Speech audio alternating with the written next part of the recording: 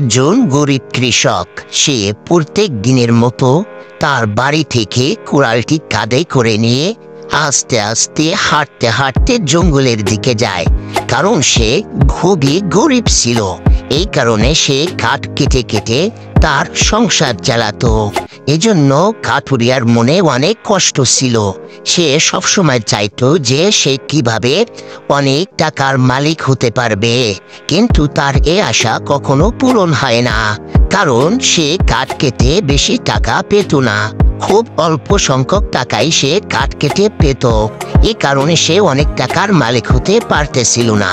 তো একদিন কাঠুরিয়া সে তার কুড়াল নিয়ে বাগান থেকে কাঠ কেটে আনে এবং সে কাঠ কাটার জন্য সেই বাগানে গিয়ে কাঠগুলো কেটে মাথায় করে নিয়ে আস্তে আস্তে করে হাঁটতে হাঁটতে সে ওই জঙ্গলের পথ দিয়ে তার বাড়ির দিকে আসতে থাকে।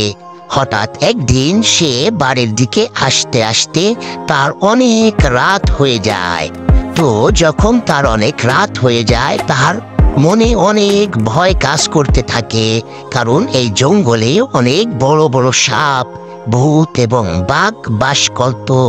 এজন্য সে আস্তে আস্তে তার কাঠগুলো মাথায় করে নিয়ে হাঁটতে থাকে। হঠাৎ করে সে দেখে একটা আম গাছ।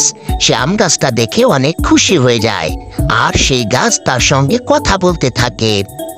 তখন কাঠুরিয়া বলে, আম গাছ ভাই, যখন তুমি আমার সঙ্গে কথা বলতেছো, তোমার কাছে একটা দাবি, তুমি আমাকে অনেক বড় লোক বানিয়ে দাও। যখন এই কথা আম গাছ শুনতে পারলো, তখন আম গাছ তাকে বড়লোক বানানোর জন্য সেই আমের জায়গায় সোনা এবং রূপার মুদ্রা সে জাদুর গাছটি বানিয়ে দিল।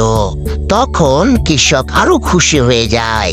খুশি যখন হয়ে যায়, তখন কৃষক বলে, এই সোনা রূপাগুলো আমাকে দিয়ে দাও। তখন ওই গাছ সোনার রূপার থলেটা তার হাতে দিয়ে দেয়। সে খুশিতে অনেক খুশি হয়ে যায়। খুশিতে হাসতে হাসতে সে বাড়ির দিকে তার কাঠগুলো মাথায় করে নিয়ে চলে আসে। তারপরে যখন বাড়ি আসে, সে তার গিন্নিকে ডাক দিয়ে বলে, গিন্নি, আজ আমরা অনেক টাকার মালিক হয়ে গিয়েছি, এদিকে আসো। তখন সে তার টাকা দিয়ে অনেক বড় একটা তাজমহল বানিয়ে ফেলে। বন্ধুরা, তোমরা যারা আমাদের চ্যানেলটি দেখতেছো, অবশ্যই সাবস্ক্রাইব করে আমাদের সঙ্গে থাকবে, যাতে করে